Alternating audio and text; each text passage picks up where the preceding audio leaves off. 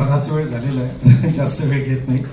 परंतु एक गोष्ट लक्षात घेतो की मी प्रशांत सरांना आधी पहिल्यांदा अभिवादन करतो की त्यांनी मला सोशल सामर्थ्य फाउंडेशनची पायरी दाखवली.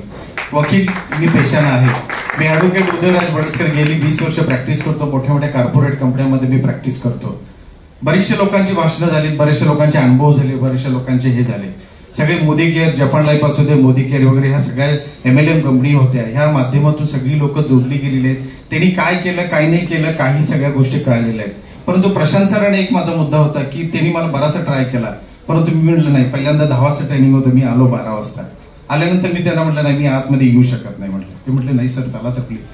त्यांनी फार एक संयमपणा दाखवला आणि बोललं नाही म्हटले सादिक सरांना फक्त बघा आणि जावा. म्हणजे त्यांच्यामध्ये तो कॉन्फिडन्स होता ना की सादिक सरांना बघा आणि जावा म्हणून. मी जरासं क्लिक केलं, सादिक सरांना बघा आणि जावा म्हणजे ह्या व्यक्तीकडे काय आहे बघूया म्हटलं. मी प्रॉडक्ट वगैरे हे बाकीच्या सगळ्याला काही नाही काही दिलं.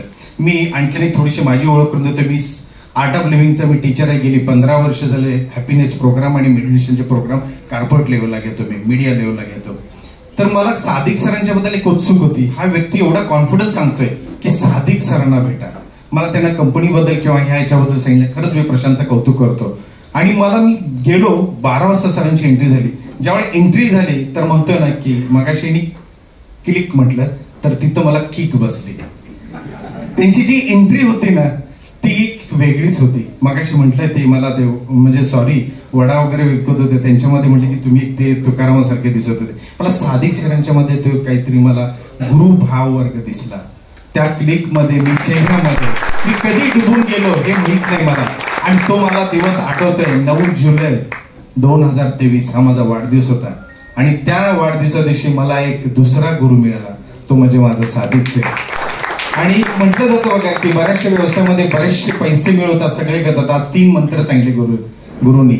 माझ्या तोंडात आता गुरुच आले, आता सादिक येणं झाले सादिक सर.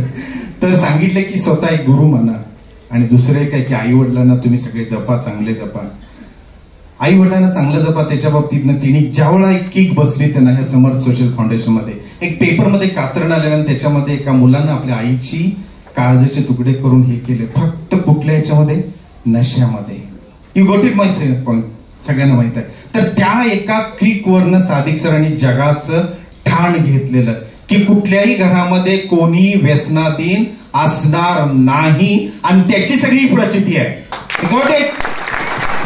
आणि त्यामुळे मला ह्या किक बद्दल त्यांचं एक वाक्य होतं आणि त्यांच्यामध्ये तळमळ होते आणि ते झालेलं.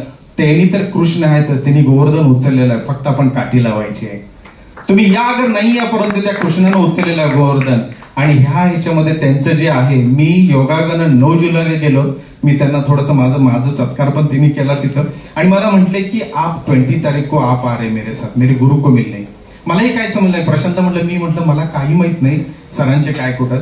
आणि योगागन माझं कर्म कुठं घेऊन गेलेलं मला माहित नाही. माझा पूर्वजन्म असेल किंवा काय झालं तर मला चिटगुपला असलम सर आणि हे बाकी सगळ्यांनी मला हे घेऊन गेलं. आणि त्या गुरुमार्गातलं मला जे भव्य दिव्य दर्शन दाखवलं ते because of the my Sadiq sir. आणि त्यांनी मला जो गुरु मार्गातलं म्हणतो बघा, आपलं कर्म ठिकाणी कुठं असेल हे आपल्याला माहित नाही, जन्म ठिकाण कुठं असेल ते आपल्याला माहित आहे, परंतु कर्म माहित नाही आहे. कर्म मला घेऊन गेलं चिटगुप्पला आणि तिथं मला गुरु महाराजांचं दर्शन दिलं. आणि पटणाने मी मराठी बांधवांमधला असून सुद्धा मला तिथं झेंडा पकडण्याचा मान फक्त मला ह्या गुरुमुळे मिळाला मला. आणि तो झेंडा कोणालाही मिळत नाहीये, परंतु त्या गुरुमार्गाचं दर्शन आणि हे कदाचित माझे कित्येक तरी जन्म होते ते माझे अजून पूर्ण झालेले नव्हते, फक्त त्या ह्या व्यक्तीमुळे माझे झाले. माझ्याकडं भरपूर पैसा आहे, परमेश्वर दिलेला आहे. माझी मिसेस प्रिन्सिपल आहे, MA PhD गोल्ड मेडलिस्ट आहे. मुलगी US ला आहे, युरोपला आहे, ती CA आहे. मी एका मोठ्या कंपनीत आहे, पुढारीला मी प्रमोट करतोय. माझं 1 ते 1.5 कोटीचं ऑफिस आहे. दुसरी मुलगी माझी सायबरला झाले. परमेश्वरानं मला प्रॉपर्टी दिलेली आहे, संबंध दिले. परंतु सरांनी म्हटलेलं आहे की 3 मुद्द्यावर जगा. तुम्ही गुरु करा, आई वडिलांना बघा आणि आपला इन्कम हा आपला नाही आहे. आपण हा दुसऱ्यांसाठी करा, आपल्यासाठी काहीच ठेवू नका, हे दुसऱ्यांसाठी करा. भरपूर बोलायला आहे, परंतु ह्याच्या माध्यमातून आणि सगळ्यात मध्ये तुम्हाला सुहासर असू देत, ही सगळी लोक असतात, हे वसुदेव कुटुंब वाटतंय. कोणालाही वाटतंय का मी आपलाही नाही, डावला नाही, मी प्रशांतचा आहे, मी असलमचा आहे, कोणालाही इथं वाटत नाहीये. आज प्रत्येक लोक आपल्याला, आता नईम सर काही कोणाला वाढायला जमत नव्हते तर स्वतः वाढत होते. ही गोटीत मग हे असं उर्शामध्ये कधी बघायला बंद आहे. आपण म्हणतो आपण पैसे देतो, परंतु ही लोक सगळी आज आपल्याला यंग एकदम डायनॅमिक म्हणतो की तो आज कुठल्या थरावर पोहोचलाय. खालूनचा मुलगा तो. तर मला खालूनच्या मुलग्याला पण क्लिक केलं मी त्यावेळेला की 17-18 वर्षाच्या असताना सुद्धा तो आज एवढ्या टॉप लेवलला आणि त्याच्याकडनं असे चांगले कर्म घडतात, ही त्याच्या पुढच्या जनरेशनसाठी एक मोठी पोचपावती आहे.